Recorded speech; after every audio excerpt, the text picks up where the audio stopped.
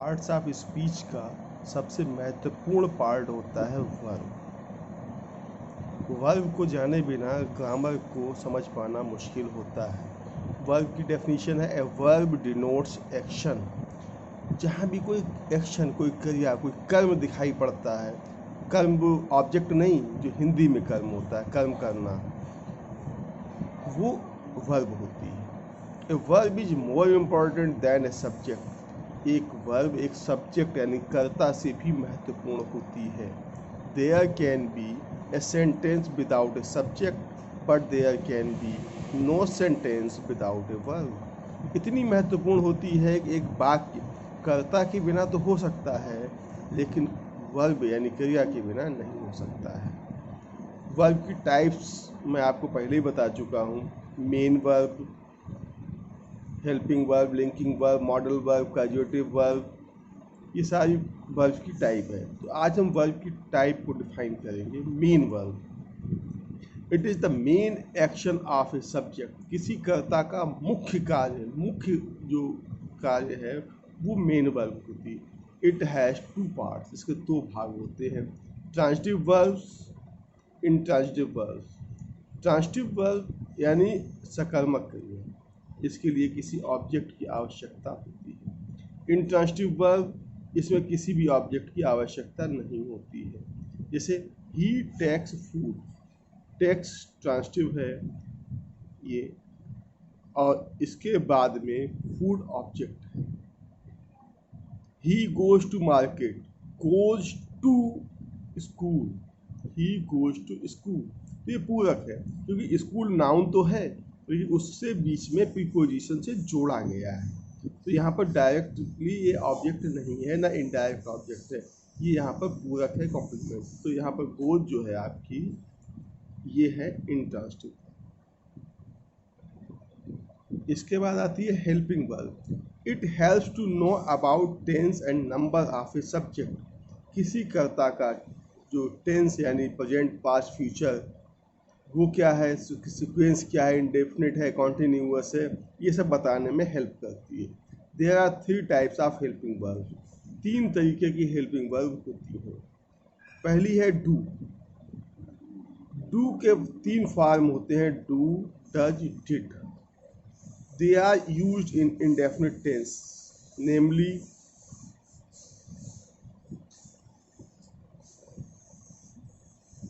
Do और does होती हैं, इनका उपयोग इंडेफिनिट टेंस में होता है।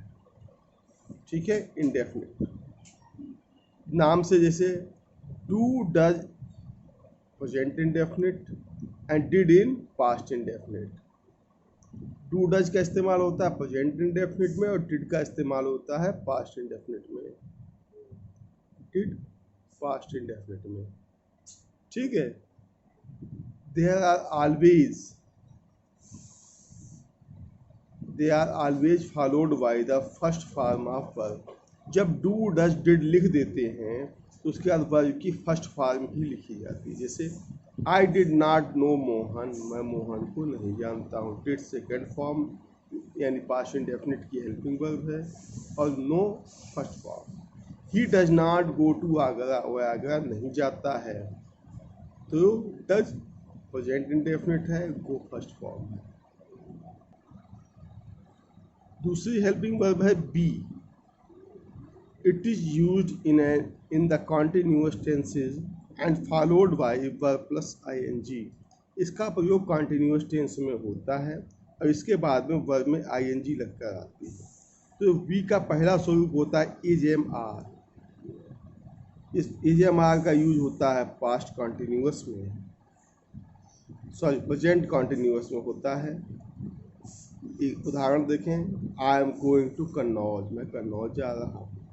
ही is going to Kanpur, they are going to Lucknow. I के साथ एम आता है और सभी एक वचन जो थर्ड पर्सन है उनके साथ में इज आता है। यू और दे के साथ में या कोई भी बहुवचन है उसके साथ में आर आता है। बी का सेकेंड फॉर्म होता है वाज वर्ब। इसका यूज पास्ट कॉन्टिन्यूअस टेंस में करते हैं। वाज एक वचन के साथ, आई और एक वचन जितने भी हैं उन सब के साथ। वी, दे और यू के साथ में वर और बहुवचन के साथ वर आता है। Neha was going to the market, they were playing cricket, ये इसके एग्जाम्पल है। नेहा एक वचन है, दे बहुवचन है। थर्ड फॉर्म है बी की बीन। बीन जितने भी परफेक्ट कंटिन्यूअस हैं उनकी हेल्पिंग वर्ब के साथ आता है। It is used in all perfect continuous tenses. उदाहरण देखें, they have been playing since morning, यानी ये प्रेजेंट परफेक्ट कंटिन्यूअस है, वे सुबह से खेल रहे हैं। She will have been playing for 2 hours, वह 2 घंटे से खेल रही होगी, ये है फ्यूचर परफेक्ट कंटिन्यूअस।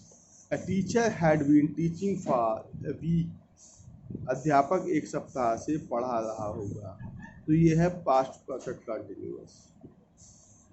इसके बाद ही आता है will be, shall be. Will be, shall be का यूज होता है फ्यूचर कंटिन्यूअस में। They are used in future continuous tense. I और वी के साथ शैल, अन्य के साथ में will. I shall be washing clothes, he will be eating an Apple.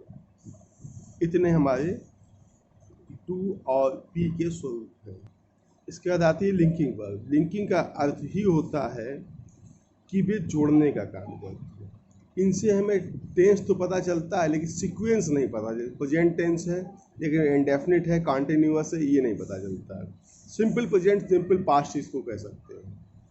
They link a subject to an adjective और noun, ये इनके बाद में वर्ब नहीं आती है, इनके बाद एडजेक्टिव या नाउन आता है।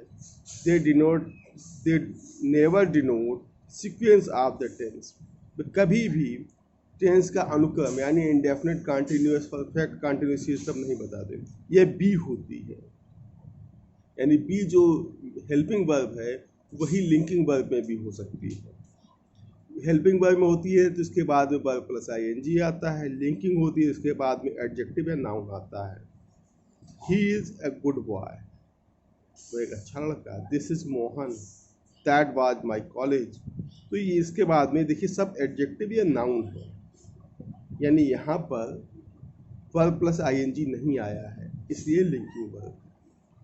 इसके बाद आती है causative verb. When a subject get a work done by someone else, जब कर्ता कोई काम खुद ना करके किसी और से करा लेता है तो उन वर्ब को काजुएटिव वर्ब कहते हैं। ही does not do anything directly, वो सीधे तौर पर खुद कुछ नहीं करता, यानी किसी और से काम करा लेना काजुएटिव होता है।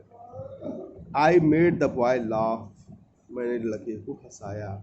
आई cause the boy to laugh, मैंने लड़के को हंसाया। यानी ये 4 होती हैं, make, cause, have, get. Make और कॉज का यूज लिविंग ऑब्जेक्ट के साथ होता है, दोनों में से किसी एक का भी यूज कहीं भी कर सकते हैं। हैड और गेट का, हैव और गेट का यूज नॉन लिविंग ऑब्जेक्ट के साथ होता है, इनके साथ वर्ब की थर्ड फॉर्म आती है। मेक और कॉज के साथ में फर्स्ट फॉर्म आती है, जो काम किया गया है उसकी फर्स्ट फॉर्म। बच्चे को हंसाने का काम किया गया तो first form. He had his radio repaired, radio ठीक कराया तो रिपेयरिंग के काम ये थर्ड फॉर्म में आएगा। नॉन लिविंग ऑब्जेक्ट के साथ थर्ड फॉर्म, लिविंग ऑब्जेक्ट के साथ फर्स्ट फॉर्म। और मेक के बाद में कभी टू नहीं आता है, कॉज के बाद हमेशा टू आएगा वर्ब से पहले। He had his radio repaired, he got his radio repaired। Sentence में कोई भी फर्क नहीं पड़ा, तो ये आपकी काजुएटिव वर्ब।